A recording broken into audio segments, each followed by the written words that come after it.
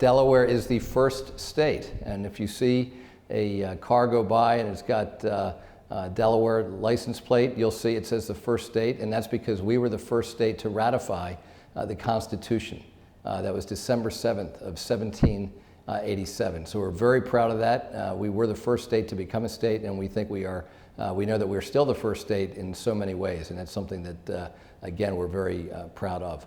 Right here in Dover, a lot of history. The Golden Fleece Tavern, which is right around the corner from here, is where some of the big historical events in Dover took place. Unfortunately, it burned down, but there is a plaque out there marking it.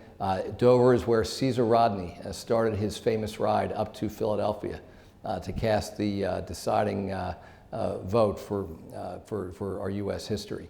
And so there are a lot of really colorful characters in our state. One of the most interesting, I think, is John Dickinson.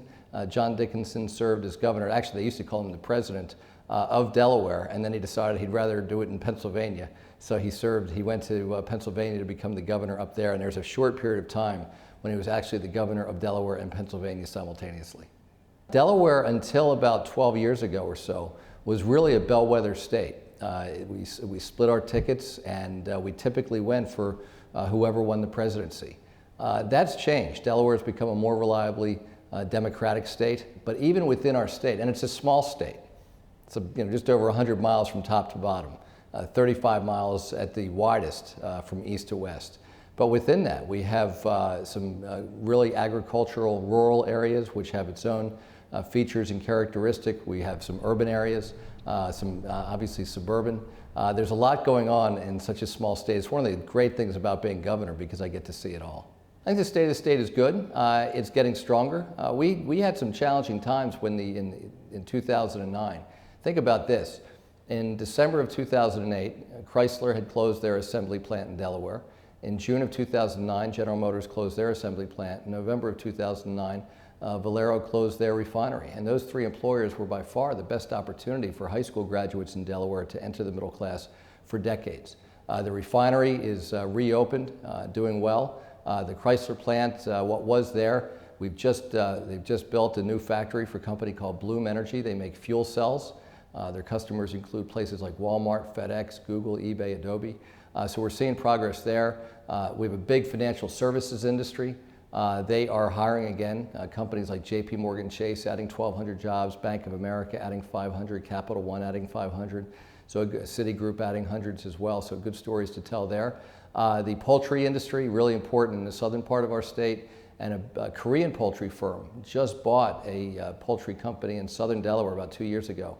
And they're investing a lot of money and hiring a lot of people. So a lot of good things going on, but we'd be the first to say it's not where we want it to be, and we've got a lot of work to do. We've got a varied economy. Certainly the financial services industry is important to us. The chemistry industry has been important, thanks to DuPont and Ashland and W.L. Gore and others. Although I'll tell you that industry is very interesting because it's migrating away a little bit from products based on petrochemicals in favor of products that are based on biologically based materials, so it's very interesting. Gaming has become an important revenue stream for a lot of states around the country, and Delaware is no exception. More than a couple $100 million a year to our budget. It's a much more competitive business than it used to be, and it's difficult for casinos in Delaware or elsewhere to compete when there are so many more competitors in that business. But we recognize that the business is changing, and we're certainly appreciative of the jobs that it generates and also the revenue that it generates. But I think we're probably not in these, it's unlikely that we'll see the big growth in the future as we've seen in the past. Just passed the Gender Identity Non-Discrimination Act. Can you talk to us about that, what that is and why it's important to Delaware? The amazing thing is that 4 years ago, literally 4 years ago, it was legal in Delaware to discriminate on the basis of sexual orientation. So 4 years ago, we changed that. A couple years ago, we signed civil unions.